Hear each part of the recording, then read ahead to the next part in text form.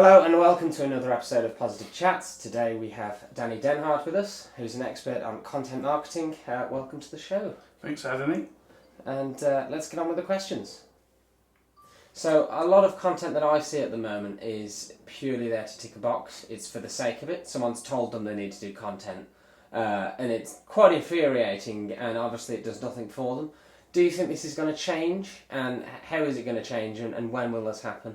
I think in 2015, I think it's going to have to change. I think people are overly spending on budget. I think they're not actually getting anything from it, and I think people are getting very savvy to KPIs and analytic data to actually pull something back. I think some companies are going to have to create more compelling content, but it's actually for a use.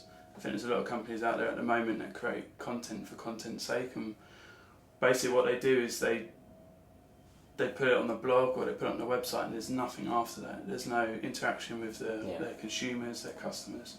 And I think the real problem for a lot of companies now is to actually say, well, we're creating this content, what's this going to be about? What's the series going to do for our clients or our customers, or how are we going to engage people into it? And I think the worst thing is, in 2015, is people going to carry on just doing it because the head of editorial says so, or the SEO person's giving them a list to edit, update, reuse, we want to rank for, and actually what happens is they just get into a rut and people don't enjoy writing anymore. Yeah. And I think that's the problem now. Do you think there's an education process that has to happen? I think if the business is at a point where they're creating content and they're creating it regularly, I think a lot of people need to take a step back and say, why are we creating this content? What is the end goal for us?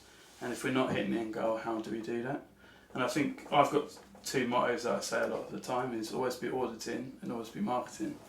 And I think they kind of counteract each other, but I think you should be auditing what you're doing, you should understand what you're trying to achieve, and then you should be marketing that content. Yeah. And I think some of the larger businesses now are just stuck in the everyday rut. They've got external writers, or they have a team of writers, and they just write content for content's sake. But there's other companies that are doing it particularly well. I think a lot of the publications are getting savvy to digital now, and I think a lot of like the Mirror have done some cool and quirky things. I've noticed that. And I think the Telegraph are going to be doing stuff that are going to be more compelling and more interesting, even to the broadsheet reader. You'd expect these would have a natural inclination to knowing Definitely. how to create good content. Harder for non-publishers. With creating better content, what departments or people need to come together to make a successful content strategy within a brand? I think everyone should be involved. Yeah. But I think there should be, I call them captains, people that lead by example, but push the content quality forward. So if you're writing content for ranking purposes, definitely have the SEO person in there. But also have someone who's of editorial background and a writer to help you shape and mould the content. I think you should have a marketer and a salesperson in it as well. Product and dev aren't always essential for a lot of companies within content, but I think if Medium have done it very well recently. They've created really compelling content, and it's always it's an open platform, but they're creating pure backbones for people to build out on. And I think now people should have everyone involved, as many departments involved as possible, to get the best results. But moving forward, it's a budget thing at the end of the day. Yeah. So as long as you can make budget work. Where does it come from at the moment? Do you see people with content marketing budgets? Or does it come out of SEO or PR? Because it affects so many different things. I have this problem that it gets results in all of these divisions. Which pot does it come from? I'd say if you're savvy, you should try and skim it from everyone. You should take chunks of money from everyone. Yeah. From working with some businesses over the last 12 months, it's coming from the marketing budget. Yeah. But then if I've come from a company that went for an IPO, and everything had to be to the penny or to the euro cent down, and had to be attributed to the right department. I think moving forward, people are going to have to do that. But you kind of have to have the smart people involved then, and you have to use the accountant or use the CFO where you can to really take money from the right departments, because ultimately you should have the same KPIs. Yes. And you should have the same results. So you should all be fighting for the end goal. But at the moment, I think a lot of time comes out of marketing. Yeah. I think SEO do swallow because they need it for links or citations. Social as well because of the social shares, and also editorial on. Now I think a lot of companies are creating targets for visits or read time or length on how many times they visit certain pages. So I think, to answer your question, it should come out of every budget. Yeah. But so I have to convince multiple people now.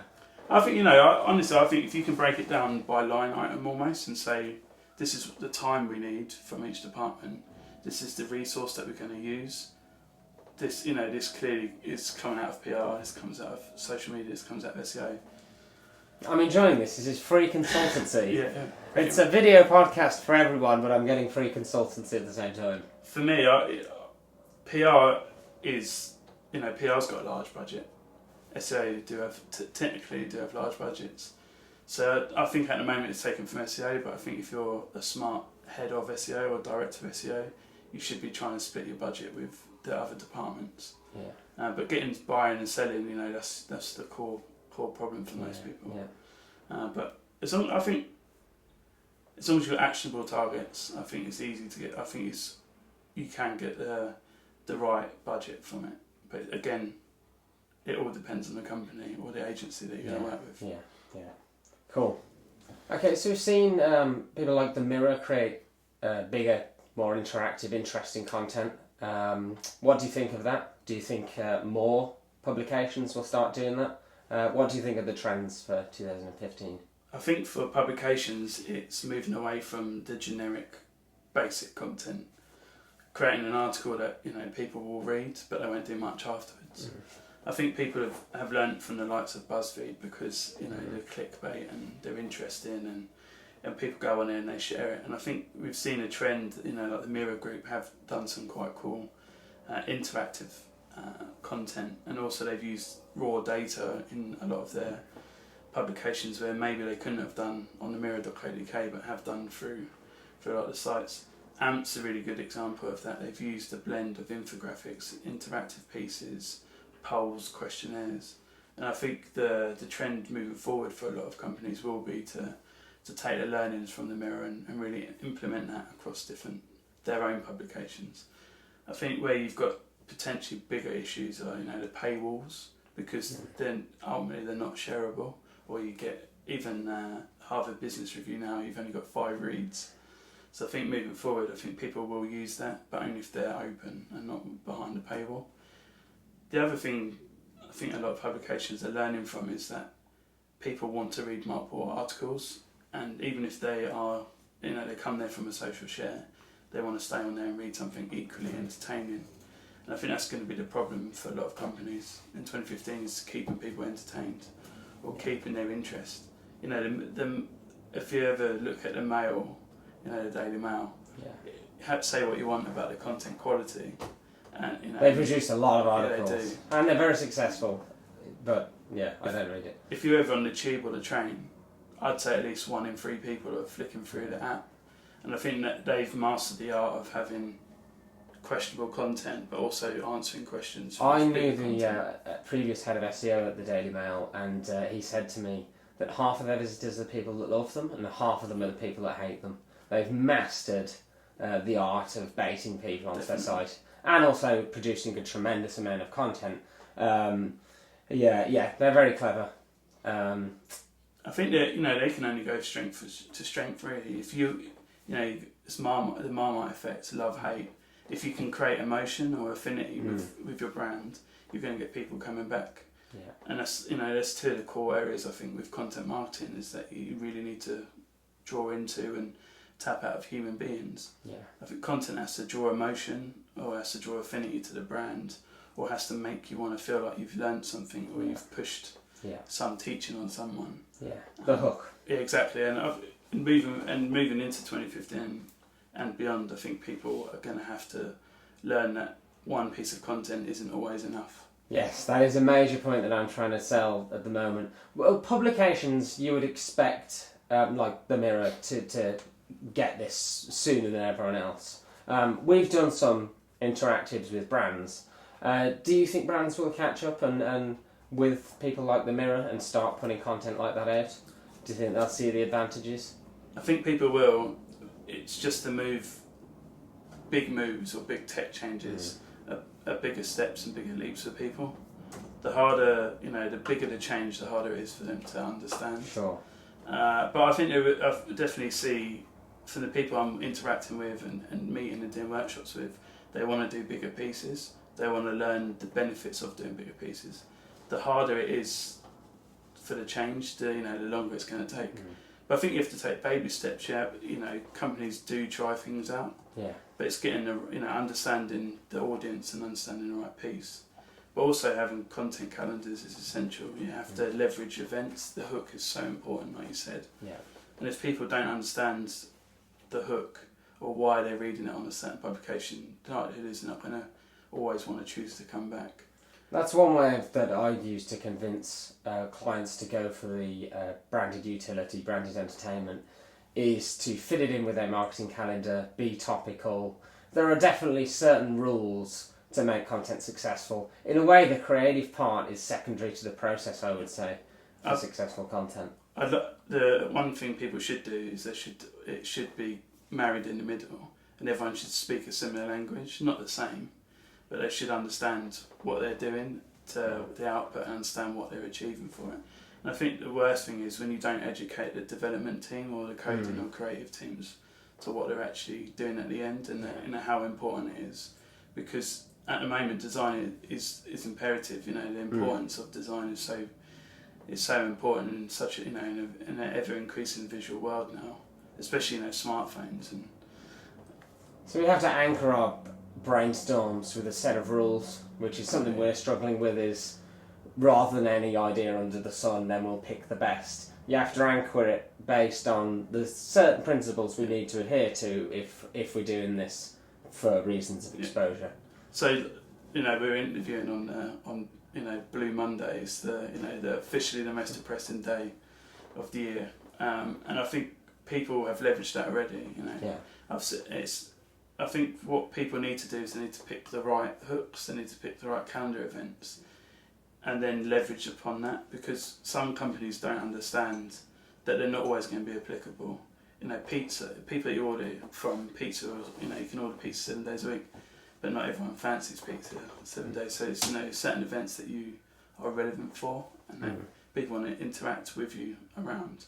I think it's essential, whether that is a photo on Instagram or whether that's a great piece of content, a podcast or an interactive. This is almost taking a skill set from the PR world. Completely. They've been doing this for years. So there's another department that can get involved in creating ideas that are topical. I think if you're not, it's the first thing I do when I go into companies is to say, do you have a PR calendar and do you have a marketing calendar, and how do you cross those over to get the biggest impact for them? If you're pushing out a message that isn't relevant or isn't newsworthy, no one's going to be that entertained or interested in when they see it. And I think that's where everyone needs to learn from. Ad people are great. Everyone worships the Don Drapers and that of the world because they were really creative, but they always had to have a hook. Yeah. And I think now we're so time sensitive, and we understand there isn't. We've got mobile phones that are constantly connected. We're always connected, so we want information. Yeah. I agree that those old rules of ads. Dave Trott, his presentations. I use some of his diagrams that he's done because they're as relevant to content marketing as they were to successful advertising. Exactly. And out there in the middle of content is people, right? And if you create content and people aren't seeing it, you're doing it wrong. So you've got to make sure that your demographic and your people are right in the middle of Dave Trott's diagrams. Yeah. So a big education process for brands this year. 100%. Cool. So in your predictions for 2015, I read that you said there's no real seeding service. What do you mean by that? For me, distribution's the problem for everyone, and seeding's the problem for everyone. When you've got great content, you need it to go to the right audience, but there isn't an easy way to get in front of those eyeballs. You know, you've got the Outbrains, the Tabulas, those types of services, but that doesn't guarantee you to get the right eyeballs and in front of them, especially within Europe and further afield in the Western world. You don't really have the chance to get in front of people. A lot of businesses are going towards instant messages now, or instant messenger services, because they know they can blitz a message out and it will hit an audience. Could you explain that to me for a second? Sorry. So, Line, which is an Asian instant messenger service, you can do hundreds of things on this. It's not just an IM service. You can book taxis, you can engage with friends, you can share stickers, like life events. And that's where people are moving towards now. But on their service, brands are on there and they're pushing the message out and they're sharing links. So think of it like Snapchat but you blast an audience and you hit them. It's not replacing email, but it's another it's another touch point. So what would be your ideal, if you had venture capital to create this ultimate seeding service, what would the features be? I think the key features would be to split down by demographics, but actually further than maybe everyone says Facebook's great for demographics, which it is, but it's not great for consuming content unless someone's got affinity or you've got a large budget. I think what it will be is it'll get in front of the right eyeballs. You'll have the opportunity to seed your article if it's of great quality within the right publications. Before you used to have to spend a lot of money and feature in the local advertorial sections of publications. I think if I had the money right now, I'd be going to the publications and the companies and say, we really need to create a section within your site that people can target the right audience. Yeah. It will give you great content, you can look at it, but it'd be more than native advertising. It brings me on to the question of your conversation on native and organic splitting up. Can you explain what you mean by that? Sure. So at the moment, native is two things for me. It's putting your content on a sponsored area of a site or having it clearly labelled as sponsored, and then you can pay for that distribution and that seeding. You've also then got the have you seen, you might like plugins that appearing across the site. They're great services for being featured on big sites and potentially for traffic if you do it right. But the problem with that is you're continuously paying for that service and you're actually going to get low quality reads or low quality engagement. With the more organic solution, there's no reason for the amount of quality content that's out there that can't be published within guidelines or within big publications, and people want to read that. The one thing that people don't necessarily always do right with native is still audiences. Yeah. They don't leverage the native product to be on really big publications for potentially low budgets, and taking the audience away from that. Publications need to make money, so you can always piggyback off that. I think people can openly do that. The one concern I'd have with an organic product is no one yet can really target the right people or necessarily get you engaged with the right people. And I think moving forward, if you can capture those interactions in that content, and then the organic product will allow them to follow up, make it better than the BuzzFeed, so much higher quality content. They're making waves in the US with the real-time news and the in-depth and long reads. But I think there's definitely a need, and there's always going to be a need for outlets for quality content. Just as a side question, personal, what do you think of Vice? Vice Network's amazing. From where they've come from to where they are now, it's great. I've worked with 2 companies in the last 12 months that have used them and loved their service. I think some of the new stuff that they're doing and the people they're working with the right people. The one thing for Vice is they potentially are for a core set of users and a core audience. There's a definite type of person to watch Vice style stuff. And that may be beneficial to advertisers that they can target. but it's not for everyone. And also, when you're Vice, you need to create and stick with an editorial stance. Yeah. And you potentially their issue is going to be in the future is how to widen their audience. Yeah, do you think they'll run out of ideas? Yeah, I think you're only as good, you're almost online. You're almost only as good as the last product or the last series of information that you've put out. And Vice can be as creative as they are, but at some point there's going to be someone who either going to do it bigger, better, bolder, or actually more entertaining. Yeah. So we'll see. The YouTubers of the world, they do some amazing things, and Vice and other networks are really piggybacking off the popularity of that. But again, it's still, the audience and the demographic that you're always going to sort of hit and achieve greatness with, I guess. Never don't put content out as crap content. It's only going to end up in the waste bin online. They're very strategic about what their goals are and what their targeting is. I think in the long run, people like Vice are inspirations to companies because you can create audiences and you can create great content around questionable or something that isn't necessarily known as great as an interest area, or they can go on the front line and report almost without any censorship.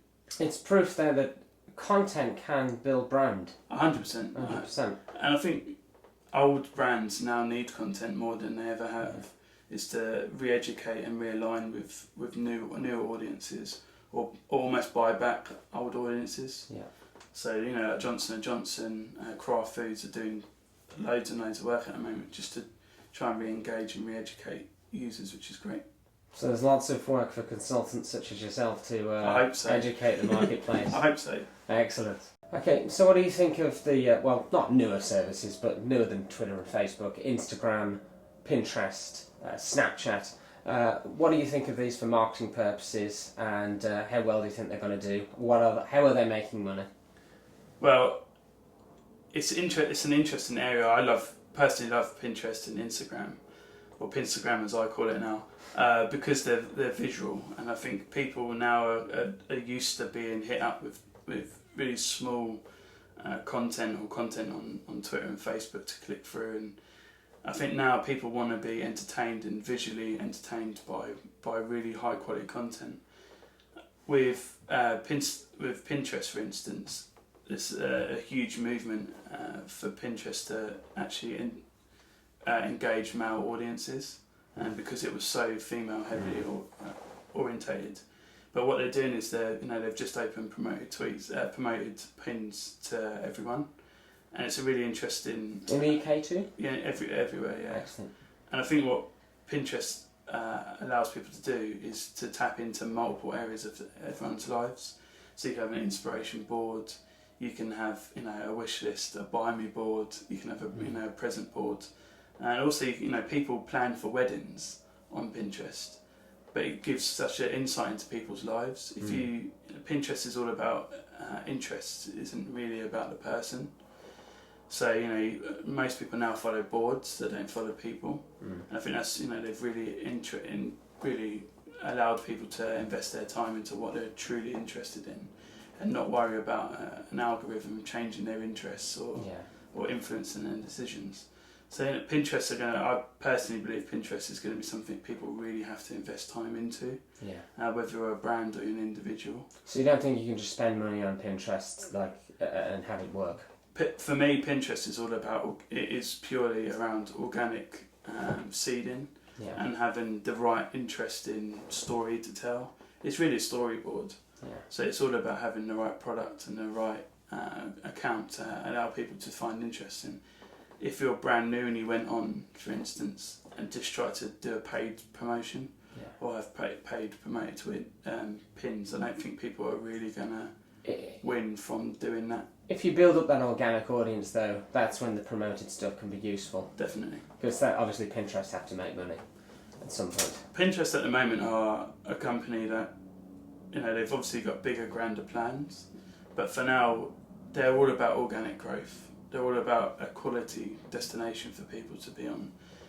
And they are an e-commerce platform, so they do drive a huge amount of sales. Yeah. and it's really one of those that I know definitely that my girlfriend used to pin all of her present ideas, and I used to go on there and steal them and buy them. Yeah. And I look at Hero.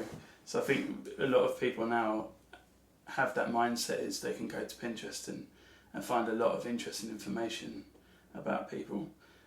For them to make money, is I think they can carry on using their quality products, but also offering a really good discovery engine. Yeah. So in the background, they're offering, if you search for something, it's not a traditional way of searching Google. It's actually you search there and you're provided real interesting pieces of information, like images or holiday inspiration. If you're looking for a wedding dress, you're going to be bombarded. It's also great for obsessives. If you're obsessed about a topic, that is a great way to spend time.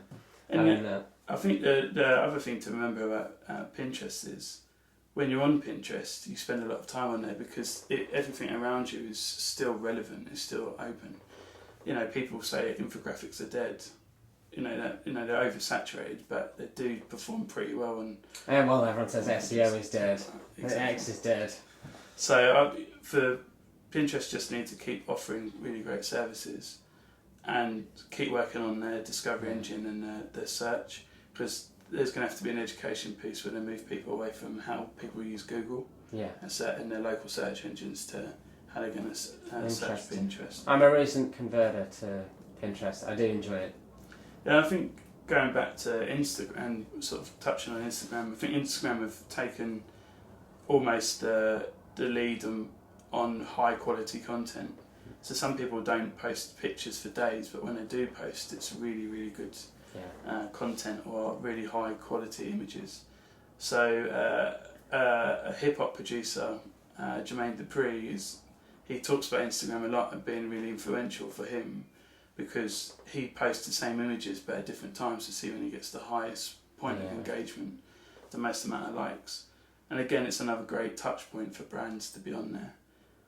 There's a lot of, I'd say there's a cultural shift for businesses to go onto Instagram, because social media for the last 10 years almost has been about blitzing out messages and constantly putting out things around the calendar.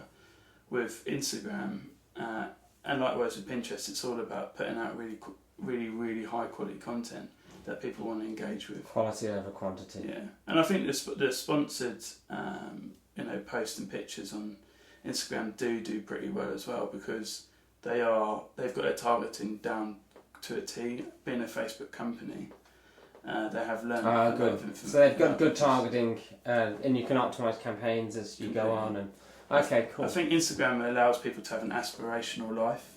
Yes. And I think that's what Facebook's guilty of doing that as well. But I think Instagram tries to make people better people, if that makes sense. Instagram, I think, probably would be. I know I've heard from one person that I know that runs a luxury jewellers said that Instagram works the best for him. Completely. Tracking's the problem on Instagram. You have to have, people can't necessarily click through as they used to on other social networks. So there are services out there that allow you to, when you like it, and it will email you an update and a link to that product. In moving forward, I think there's going to have to be a lot more. They move you away from the one click that everyone's used to. People are used to clicking once and then being pushed towards a product that they like and enjoy.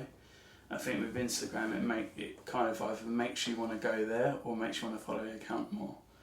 But I've seen Instagram do wonders for in-house teams when they really need to have engagement with their audiences. And also, one thing I would say about Instagram is it isn't saturated by parents. Yes. And it isn't saturated by brands. So, the younger audience love it. People, under 35 will love it. And I also think people, when they get a little bit older, will appreciate it more, because they can follow accounts that they enjoy, and there's no pressures to follow people back. Yeah. Where there is across all other networks. Yeah. Finally, Snapchat. How the hell do they make money? Well, Snapchat are a really interesting business. They're going through a transition period at the moment around stories and offering what I'd call blasts. So they send out information to a whole contact list, and then it's if it's seen within 10 or 5 seconds they can click from the link, and it's on the device people use primarily for the internet now. Snapchat are holding strong with how much they're going to charge, because I think they're going to borrow the TV model of how many eyeballs it gets in front of, or how many people it can influence, rather than how many people actually click through. But music artists and magicians are even making money for it, just because they can show a trick or show something interesting or content. How is the targeting? So you basically, it's like anything, you have to push your username out to your audience on other networks and platforms, and push them over. You can, obviously, there are hundreds of articles out there that say people who are interesting and compelling to follow. One thing that Snapchat maybe doesn't have at the moment is relatable people that you might be interested in, and I think they're going to have to work on a product like that, because that's how social media and people are used to engaging with people online or through mobile apps are. Snapchat in the future I think it isn't necessarily going to be around for 10 years, but I think what it is doing is creating multiple other spin-outs of businesses. So Cyber Dust is a really interesting one that Mark Cuban's created, which you can send out to a list, and it's very much how engaged you are with your audience is how well it works. And there are a lot of social media become almost disposable in 2014, and I think in 2015 it's going to continue, but actually businesses are going to go on there and allow them to have a real shop window into how they act and interact within an office. So most businesses now struggle to put an idea or show how big they are or how small they might be. So Snapchat is the only real medium that's acceptable to send a picture of you messing around or making tea, because it's the personal window into people's lives. But where people share, a lot of the friends on Snapchat share the most ridiculous things on Snapchat that they wouldn't ever share publicly. So it is a peer-to-peer, a one-to-one network, which again, companies will like that. It's whether you can support that, so whether you can support the infrastructure. So brands are going to have to decide their priorities on all of these other networks. Completely. They have a hell of a lot of work to do. Definitely, but again, it's all about the quality that you put out and the context that you provide people. Cool. So I saw you have a prediction that there will be a mobile app just for content seeding. Can you tell me a little bit about that? Sure. Right now, I think there's a lot of people that say software is taking over the world, and apps, everything's becoming appified. And I can't see someone who isn't savvy enough to create an app that's going to be for distribution purposes, that will really, you can upload digestible content or something that's really compelling and hit out multiple areas, and people's be on someone's home screen, so someone will open it, interact with it, tell you if they like it or not, and it'll disappear. But it will feed back within a website. I can't see, for now, there's like Flipboard, there's publications like that, there are apps that are out there for now that do a good job in syndicating content and having feeds. But I think now people have a real desire to consume information on their phone, on the go, or even if they're at their desk, or a lot of people sit on the toilet and email now, right? Yeah. So I think there's gonna be times in the very near future where people can upload information really quickly and hit their audience that they want to hit through a mobile app, and it'll go onto someone's home screen and notify them. I think email is sort of underused, but no one really enjoys going back to email. Yeah. And your inbox and inbox zero is a pain for most people. Text messaging is kind of being dulled down a little bit through apps. And I think people want to be told there's great information. They just don't want always to be a friend that tells them, or to find it organically. Do you think these mobile apps will be sort of topic specific, or all encompassing, or a combination of both? I think it'd be interest based. So if someone's got an interest, almost tapped into the interest graph. But I think people will want to pick if they're interested in computers or LOLs, like 9gag and people like that. People will be able to sift through what their interests are and tick the box, and then receive that information. But I think we're a disposable, like pop population now. So when information comes to us, we want to say whether it's right or wrong. We're going to swipe left if we like and right if we don't like. And I think that will have to happen. And I think, we're influenced by all sorts of apps now. Yeah. So, like a lot of people are on Tinder, so, the swiping left and right is really interesting for them. And I think people are going to have to learn to offer content in a way that is new and relevant and going to hit the right audiences. And whether you're liked or you're not liked is really important. That's an interesting concept. All of this is really interesting because I want as many diverse ways to choose from, to choose how my content is seeded for a client. All of this is very, very exciting. I think people need to move away from just being got their horse blinkers on and just consider their content's consumed on a desktop or a mobile. Mm-hmm. They have to really consider where, when and how. And I think it's how people engage with it. People really have to take their learnings from it. Yeah. I don't just think that, if it's happened once, twice or three times that it's a success or a failure. It's how you constantly evolve your product and your offering. So, BuzzFeed have had to evolve their offering. The Mirror have had to evolve. Kraft and big companies like that, Coca-Cola, are always doing new and interesting things on different platforms. And I think, regardless of your size, you have to be where people want you to be now. And you have to be across those trust signals, whether it's a mobile app, a desktop app, a browser plugin, multiple sites. You have to have Facebook, Twitter, you have to be there, and you have to be offering the right content for them. Otherwise, you're just irrelevant. Yeah, brands have a lot of work cut out for them. But also a lot of opportunity as well. Oh yeah, definitely. It's actually really creative, interesting, exciting work as well. So it's going to be a fun year. Definitely. I read in your presentation about anchoring effect. Could you tell me a little bit about that? Sure. I think something we all need to learn, especially from an SEO background like I've had. I think we all crave to be number one. We always have craved to be the highest position that we can possible. And something in behavioural economics is something that's always sort of had an interest with me. Is anchoring bias, because we always seem to trust the information we're given first. And I think that's instilled in us from birth as well. When our parents tell us some information, we always think it's right or wrong. So whether the tooth fairies, does exist or Father Christmas does, you learn as you go along. But I think we're, as as humans, we always tend to take the information first. And I think that's really important now. If you're the first person to market, people tend to listen to you a little bit more.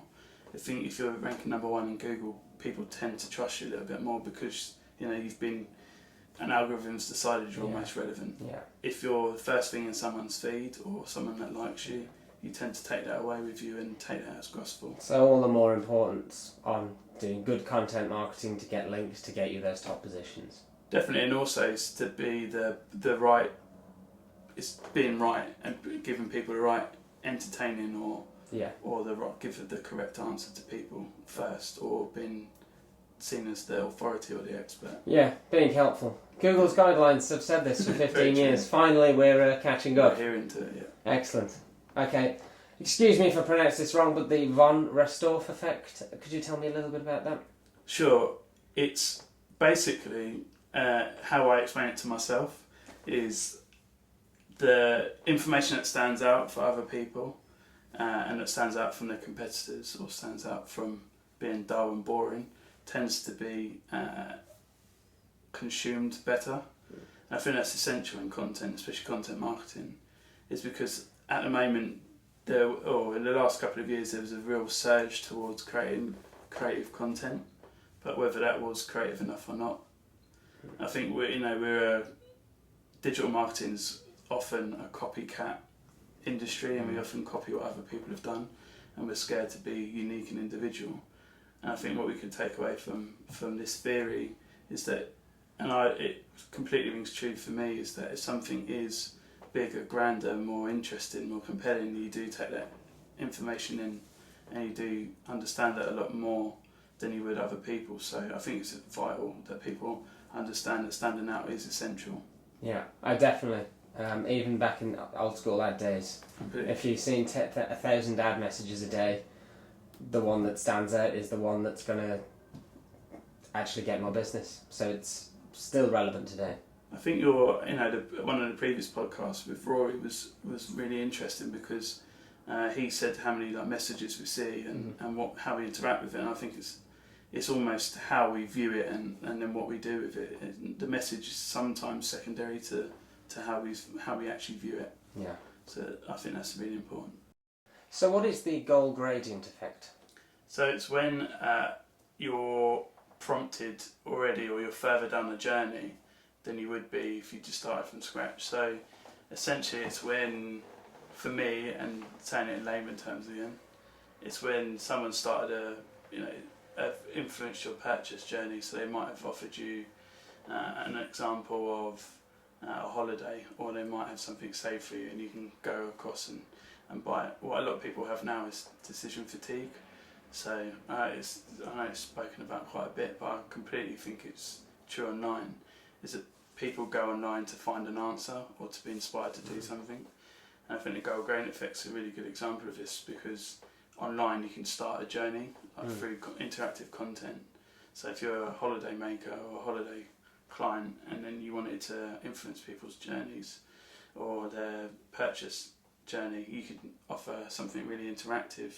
You can move the lever around to say you want to fly 4 hours. Something I'm pitching to a client right now, so I'm going to send this link to him.